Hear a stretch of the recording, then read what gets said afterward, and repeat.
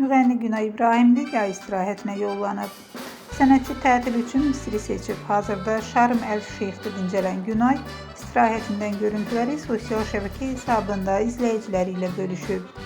Müğənni dəniz kənarında obyektiv qarşısına keçərək yeni fotosessiya etdirib. Onun yay ab-havalı fotoları izləyicilər tərəfindən maraqla qarşılanıb.